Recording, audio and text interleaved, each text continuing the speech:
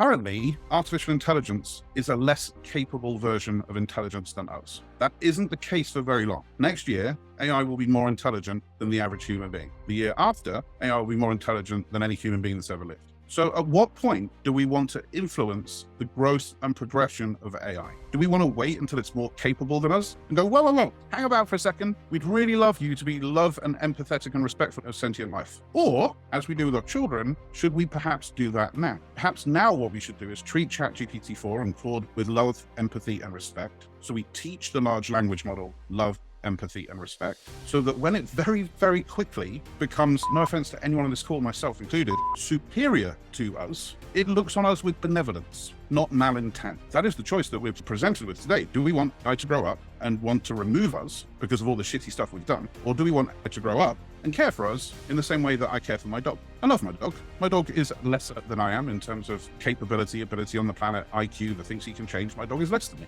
I love my dogs.